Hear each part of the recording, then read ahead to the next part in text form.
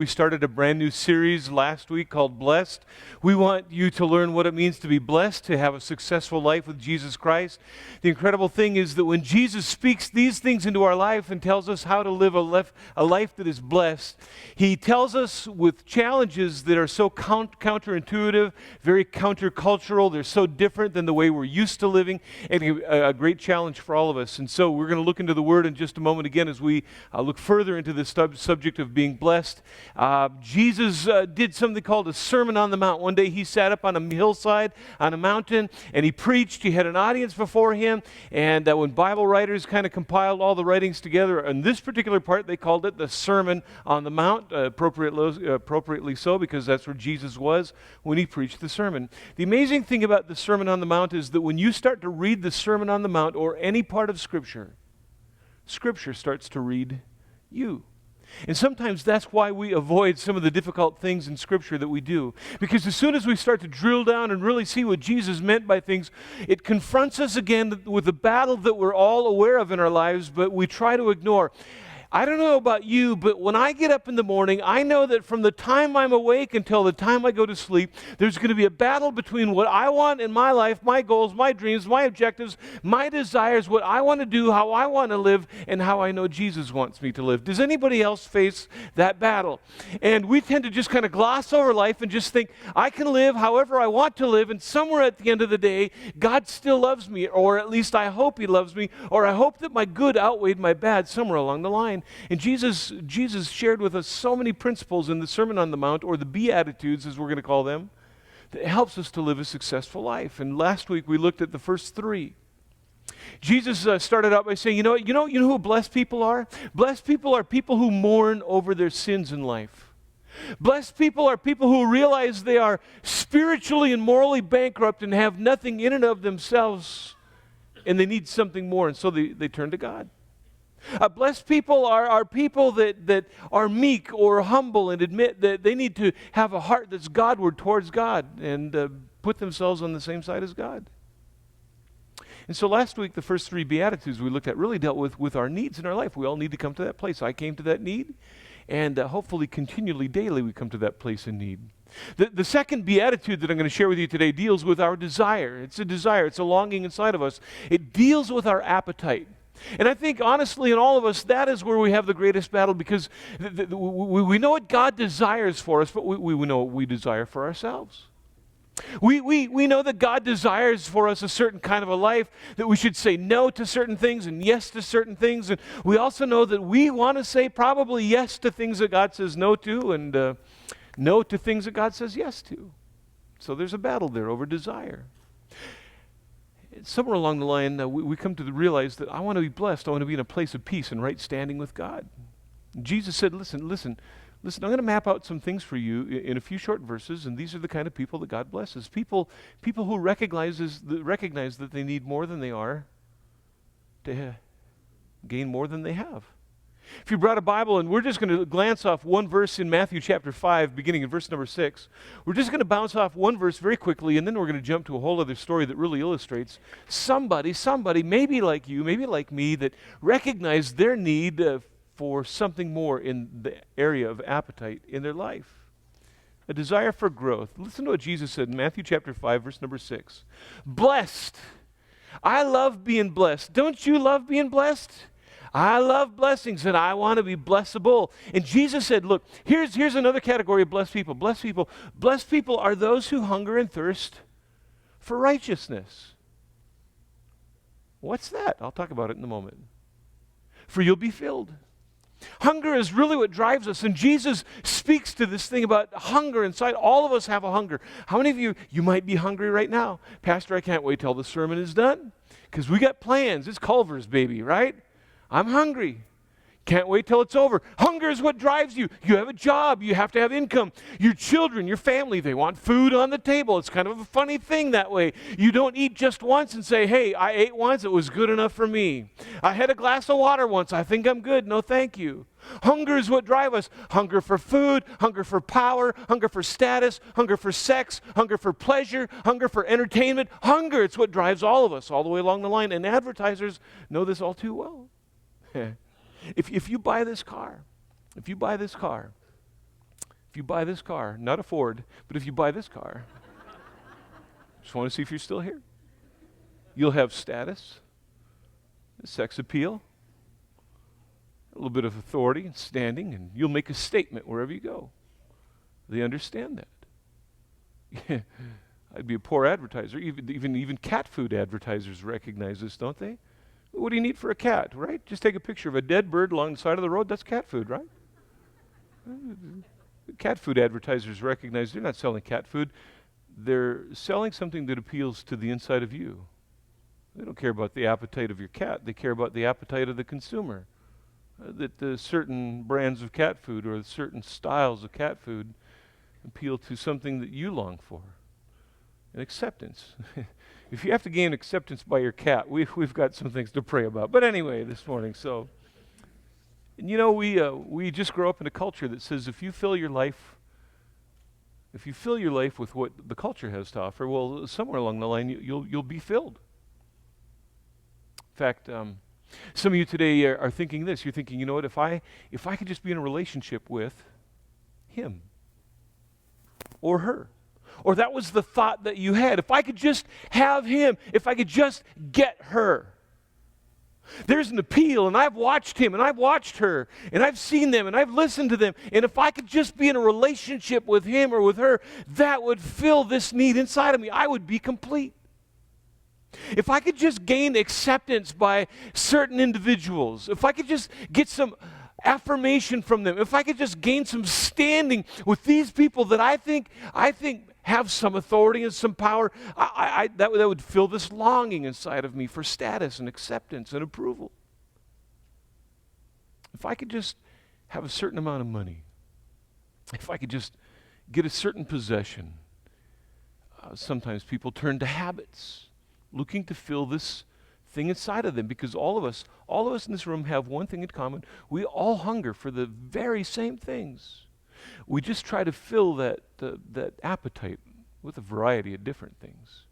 And Jesus here has the key. He says, listen, if you want to be filled, if you want this sense of completeness, this sense of wholeness, and all the things that a human desires, listen, it begins with hungering and thirsting for righteousness. But let's just be honest. Righteousness is probably not at the top of the list of things for which you hunger, is it? I mean, when we got out of bed this morning, none of us probably said, you know what I'm hungry for? I'm hungry for some righteousness. In fact, we might not even know what righteousness is. To some of you, you know what righteousness is. You grew up in a church. Righteousness to you was a list of do's and don'ts. It was the length of your hair and the length of the hem on your skirt. And the better you were at keeping the requirements of righteousness, the better you were. And churches have probably done more to create really good Pharisees than anybody else in the world. It was a list of do's and don'ts, and whatever righteousness was to you in your growing up years, it might have been the rules that mother and dad had, it might have been the rules of the church. They all had some sort of negative content or consequence to them. If you broke the rule, now you have lost your standing in righteousness. You're no longer righteous. And we kind of grow up in a culture, even within the church, of somewhere at the end of the day, when I lay my head on the pillow, I hope God takes an average, because I don't feel very righteous right now. In fact, the only way I can feel like I've gained any kind of right standing with God is by comparing myself to the people I know don't have a right standing with God. We maybe never verbalize those comparisons, but we certainly play them through in our thoughts over and over again. So what is righteousness? Well, I know what it's not. I love what Mark Twain said about people who think themselves to be righteous. Mark Twain said, having spent considerable time with good people, I can see why Jesus liked to be with tax collectors and sinners. Maybe you've prayed the prayer somewhere in humility, like one guy prayed, "Oh God, please help me become the kind of man my dog thinks I am." Because you know how you really are. Righteousness. Jesus said, "Blessed are those who hunger and thirst for righteousness." What is righteousness? Well, you could take the NES off the end of the word righteousness, and God blesses those who hunger and thirst for righteous or to be righteous. Well, what does that mean? we know what it is to be self-righteous, so we could look at people and know what it is to be self-righteous, but to take the ending off of righteous even and just say right. God blesses people who know that in comparison with God, they will never measure up, and so daily they realize their fallenness, and somewhere along the line, I've got to get back on my feet and in right standing with God. And I think all of us feel that sense of need within us, that we want to be in a right standing with God. That's what righteousness is. And Jesus said, if that becomes the subject or the object of your appetite, there's a blessing. And not only is there a blessing, you get filled. There's an amazing story found in your Bible. We're going to read through the story. It's a true story. In chapter 19 of the book of Luke, Matthew, Mark, and Luke. Luke was one of our New Testament writers. Luke, not an eyewitness to things, but Luke who gathered eyewitnesses to the accounts of Jesus together and asked them for details in the life of Jesus and recorded them for us. Luke chapter 19 records a story that might be familiar to many of you because if you grew up in Sunday school or in church, you've heard this story before, but it's a true story in the life of Christ. And it surrounds a guy who coincidentally was a tax collector. Last week, you know what we learned about tax collectors? If you weren't here last week, we talked about tax collectors in that message too. And we learned that tax collectors would have been seen almost like a traitor.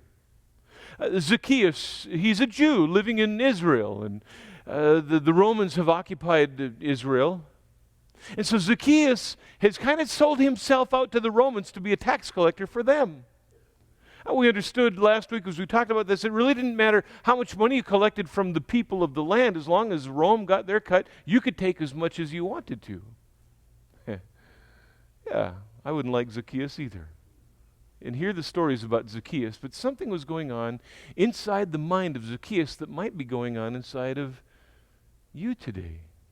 So in Luke chapter 19, beginning in verse 1, the story plays out like this. Jesus entered Jericho, and he made his way through the town. Can you imagine this with me? Jesus enters into the city of Jericho, and he makes his way through the town. And this is what I love about this whole thing. I would imagine that as Jesus comes into Jericho, there's a buzz about, hey, Jesus is in town. Did you know that Jesus is here? The rabbi, the teacher is here. And suddenly news begins to spread. And while there might have been maybe just a handful of people around Jesus as he walks into the city, block by block, the further into the city he gets, the crowd begins to gather, coming down the streets and the byways to get to where Jesus was, to see what Jesus might do. And so now, like a rock star walking amongst the throngs of people, Jesus is in the midst of this, walking through the city of Jericho. It's a sunny day. It's a beautiful day in the Mediterranean. And people dropped whatever they were doing just to see this Jesus who has entered into their city. Now, Luke records the details of just one of those people that was in the crowd amongst the thousands that day. Verse number 2. There was a man there named Zacchaeus. A little detail about Zacchaeus. He was the chief tax collector in the region. Here's what I think Zacchaeus did. I think Zacchaeus understood the culture of tax collecting. I think he knew how the system worked and how it worked really well. Zacchaeus started out somewhere along the line. He bought the right as a tax collector, but there was something so distasteful about it because every time you collected taxes from people who were just like you, your neighbors and your friends and people in your region, you held out the box for them to put their taxes in, and every time you did, you had to hear their comments, you had to see the scowl on their faces full of disdain for the Roman government and for you, the tax collector. Zacchaeus did this long enough that he realized, I could get other people to do this for me. They can go do the dirty work, and they can get paid a percentage of whatever they collect as long as I get what I want. And so he'd become the chief tax collector in the region, and as a result, he had become very rich. A $5.4 million house. He's got a 12-stall garage. He's got some Ferraris in there, a couple of limos, a Bentley, and just your average suburban house. And so this is Zacchaeus. But while Zacchaeus has all of this, a full house and maybe even a full belly, I'm sure, he had a spirit and a heart. It was empty. That may be a little bit like yours today. You thought somewhere along the line, if I would just get or if I could just have, I would feel. But it hasn't worked, has it? I think that's the way it was for Zacchaeus too. So the story goes on in verse number 3. Zacchaeus tried to get a look at Jesus, but he was too short to see over the crowd. Now listen, if you grew up in Sunday school, I think there's a grievous error in doctrine here, because somebody along the line came up with a song assuming that Zacchaeus was shorter than everybody else. He just couldn't see over the crowd. And so somebody came up with the song, Zacchaeus was a wee little man was he, for he climbed up in a sycamore tree. Yeah, I'm just seeing who grew up in Sunday school here, all right? So that's where I'm going with that whole thing. But he just couldn't see over the crowd. Jesus is a miracle worker. Blind eyes are healed, deaf people hear, and dead are raised to life. Wouldn't you want to see? He couldn't see. And so he ran ahead, and this is funny to me. I'm visioning this in my mind. Zacchaeus, who was very rich. He ran ahead of the crowd, and he climbed a sycamore fig tree beside the road, for Jesus was going to pass that way. Zacchaeus, he's wearing a $1,500 tailored suit, and he's got $350 shoes on. He climbs up a tree. How ridiculous is that? And yet if it was in our time and era, it would be just that, as it was to the people who were watching then.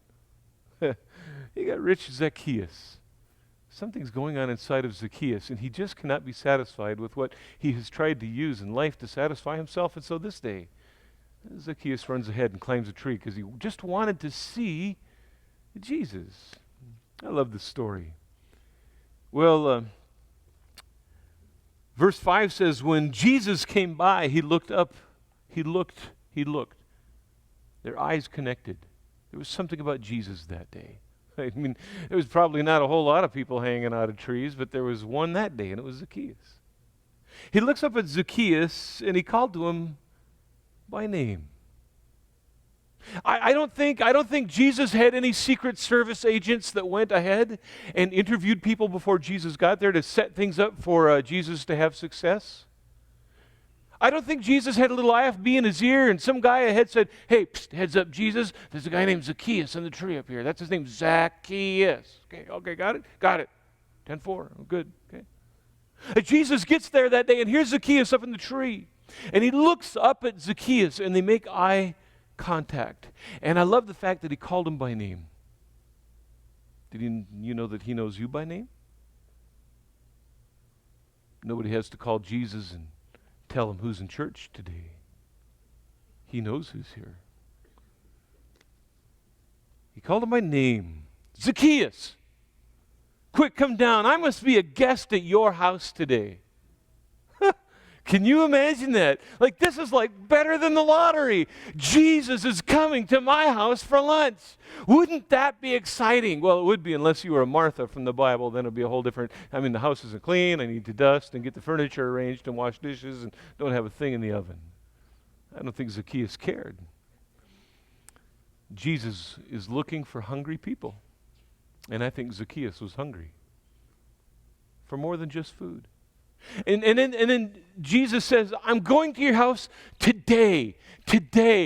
And we're just going to have some food together. Jesus did not say, Zacchaeus, you get down out of that tree. I'm going to talk to you about racketeering and extortion and dishonesty and thievery. Jesus didn't say any of that. And yet when Jesus calls us by name, he moves towards us even in the midst of all of the unrighteousness, how unright we are with God. He still moves towards us because he's looking for relationship. That's Jesus. Now, as you read the story to every silver cloud, there must be a gray lining. Look at verse number 7. But the people were displeased. Go figure. Somebody that day heard something that was said and told, as Luke is writing about this story, they said, oh, one thing you need to write down, Luke. There was people in the crowd today. You know what I heard? I heard somebody say this. He's gone to be the guest of a notorious sinner. And they grumbled about it. I'll tell you who was grumbling. It was all the people that just got out of church.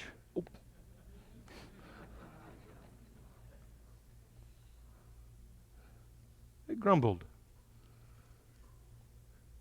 Well, Zacchaeus and Jesus get together at Zacchaeus' house, reclined at a table. I suppose the servants had to prepare some food, and the food comes to the table. And dialogue begins between Jesus and Zacchaeus, and it can be a little bit frustrating because Luke does not record for us the full contents of the conversation, but rather the results of the conversation. And Zacchaeus knew that he was not in right standing with God. He was rich, but he wasn't filled. Verse number 8 says, Meanwhile Zacchaeus stood before the Lord and he said, I will give half my wealth to the poor, Lord. And this is humorous to me, just to hang out. We're a chief tax collector and we're very rich. How do you suppose he got that way? Zacchaeus also says, and if I have cheated people on their taxes, there was no if about that, I'm pretty sure. But maybe Zacchaeus didn't know because he didn't actually collect the taxes. Maybe he had minions do it for him. But he says, if I have cheated people on their taxes, I will give them back 4 times as much. You know, the Old Testament requirement was this, that if you stole something from somebody and you were caught and convicted, that you paid back whatever it was that you stole and added 20% to it. I don't think that would be a bad law for us to have today. And Zacchaeus says, look, I'll do better than 20%. I'll go 400% on this deal. Zacchaeus realized there was something more in a relationship with Jesus than he ever had with a relationship with wealth. Look at Jesus' response in verse 9. Jesus responded, Salvation has come to this home today, for this man has shown himself to be a true son of Abraham. In other words, you know what? This is the real deal. Listen, all of you who are watching this and have seen what has happened to Zacchaeus, this is what I want for all of you. I want you to hunger and thirst for righteousness because then you're going to be filled. Then you'll feel complete. Then you'll feel whole. Then you'll feel happy. Then you'll feel the joy that this man feels today. Now, I think that's what he was looking for. And then Jesus' conclusion at the end of this interaction with Zacchaeus is found in verse number 10. For the Son of Man came to seek and save those who are lost. Like Zacchaeus. You know why I came to Jericho today? I wasn't here to perform miracles for you. I was looking for Zacchaeus. I would have walked all the way to Jericho just to look for that lost guy because that lost guy was looking for me. He was looking to be filled, and I came here to fill him. He was hungering and thirsting for something more than he possessed, something more than he had, something more than he was currently experiencing. And so I came in looking for him. And now he's full, and now he's complete. And the question is, what about you? You know what hungry people know? Hungry people know that they don't have enough righteousness in their life to fill a thimble. You know what Jesus didn't say? You know what Jesus didn't say? This is to encourage you.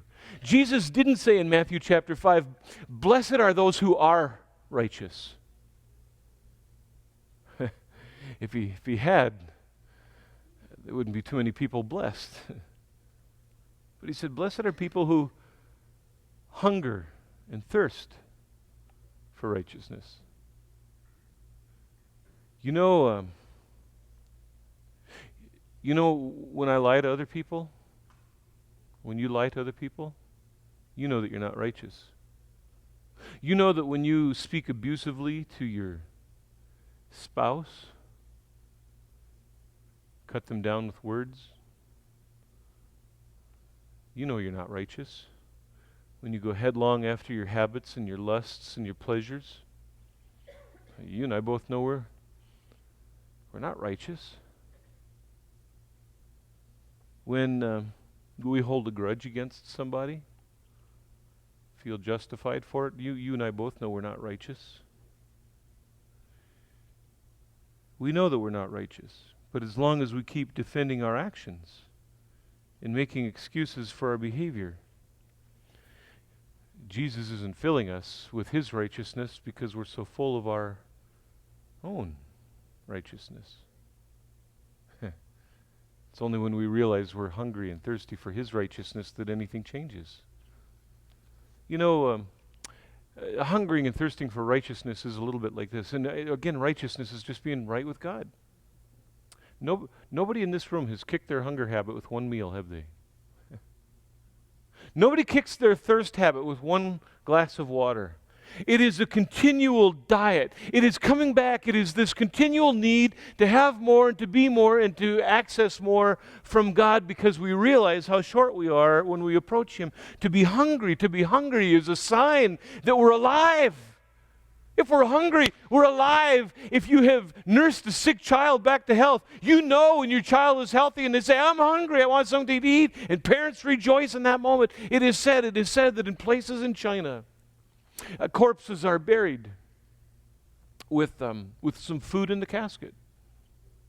It's a tradition. Usually it's some bread and some water. You go back later and dig up that casket and open the lid. And apart from decay, whatever amount of bread and water you put in the casket is still there. Because the corpse is dead. Doesn't eat. And if we're not hungering and thirsting for righteousness and feeding on what Jesus has to offer, you know the rest of that statement. Hungering and thirsting is a little like this. In what will feel like or seem like just a few short days, you're going to be gathered around somebody's Thanksgiving table. And somebody in the room that day, somebody in the room is going to say, the bowl is going around, and it's the third time for the beans and the mashed potatoes, and here comes the turkey. And somebody's going to say, I couldn't possibly eat another bite. You can even just imagine now the discomfort you feel in your midsection from all that sin you just enjoyed at the table. The dishes will get cleared from the table, and wherever you are, maybe somebody will break out a game. Somebody will bring out some Chex Mix and crackers and bars. You'll reach in the bowl and shove a handful in your mouth. Yeah, I thought you couldn't eat another bite. The game is over, and now it's dark outside, and somebody's warming up the leftovers. And what do? We belly right back up to that table again. And somehow we can force ourselves to eat the natural food, but when it comes to spiritual food, sometimes we push away sooner than we ought to. And what you need to know is if there's an appetite, God will feed us. And when God feeds that appetite, He blesses us. And a byproduct of the blessing is that we're fulfilled and filled with this sense of contentment and peace between us and God, that in fact, if we would just hunger and thirst, we'd be blessed and filled. The question sometimes we have to answer is, how good do I want to be? What kind of right standing do I really want to have with God? Imagine this for me as we finish this morning. Just imagine this with me for just a moment. Some of you today are in a relationship. Not married. You're just in a relationship. Imagine what your relationship, say just not married, unmarried, or married. Imagine how your relationship might change if you hungered and thirsted after God's righteousness in that relationship instead of hungering and thirsting after your own selfishness. How do you think that would change the way the relationship feels? Some of you are in a wrong relationship right now. You're not married, you're just in a wrong relationship, and there is no righteousness of God in that relationship whatsoever. And in fact, to introduce the righteousness of God into the relationship might mean the end of that relationship, and so that's why we don't have an appetite for the righteousness of God. What if we introduced the hunger and the thirst for the righteousness of God into our finances? Instead of just spending willy-nilly without any kind of plan or thought to being a steward over what God's given us. We said, God, I want to hunger and thirst after your righteousness over the resources you've given. How might that change things in your financial world?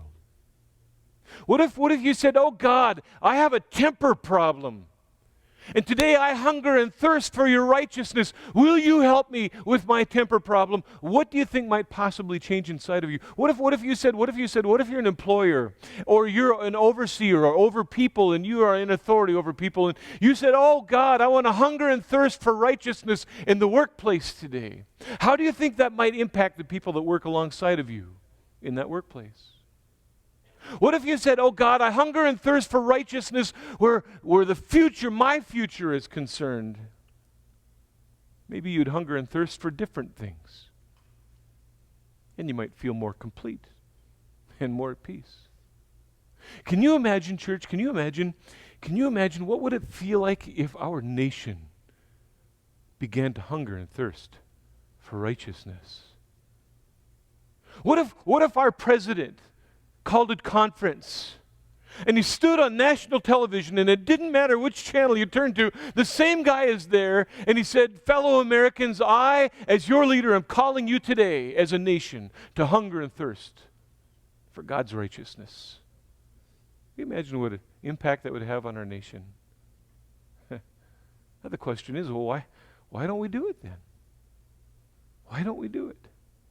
Why don't we hunger and thirst for the righteousness of God? I'll tell you, because we work so hard to satisfy ourselves with our stuff until we finally just realize that all we're doing is filling our mouth with the cotton candy of empty promises. Looks good, tastes good for a time, but quickly dissolves and leaves us wanting. And you know, you could only have a steady diet of cotton candy before so long, and you'd even eat cooked spinach after a while, wouldn't you? You realize you need something more. It's about spiritual growth. Spiritual growth is hard because nobody can want it for you. Nobody can eat for you. Isn't that amazing?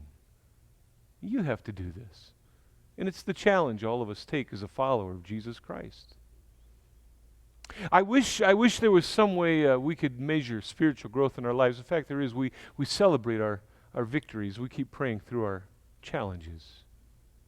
We lived in a parsonage. We lived in a home in the last place we pastored. And beneath the stairs that went down to the basement, there was a large storage area. Sheetrock was on one of those walls, and bare timbers were in there. And some pastors had lived in that house before we had, and on the wall they had marked names or dates and ages of children, and then they drew that little line. Maybe you have that in your house. I tried to get the board to press charges for destroying the house, but they wouldn't go for it. But then there was more lines, and they went further up on the wall. Because physically those children had grown through the years. And now to grow, all you have to do is eat. Isn't that amazing? And none of us lays in bed at night and just think, oh, I hope I can grow some more. It's just a natural part of who we are. And even when you get older and you're not growing vertically anymore, you can still grow horizontally. And all you have to do that is what? Eat. Hunger and thirst for righteousness. But nobody can do it for you. So today, we're going to pray for a little bit before we go home. And maybe you felt the tug of God on your heart a little bit today. Like, you know what? Yeah, Pastor, you're right. I've kind of let some things slack a little bit. The amazing thing about us as human beings is that we never forget to eat natural food, do we? And nobody's going to go to home tonight and lay in bed and the pillow talk with your wife is, honey, I'm so sorry. I totally forgot to take us out to supper. I'm sure your wife will remind you somewhere along the line. when it comes to spiritual things, the pastor will stand before you and remind you to eat. You've got to eat, drink, hunger and thirst for God's righteousness, because when you do, then, and only then, are the empty voids in your spirit, in your heart, and in your life truly filled. When you recognize, I need to be more than I am to gain more than I have. And the only way I can do that is to feed on the proper source, and that's on a relationship with Jesus Christ.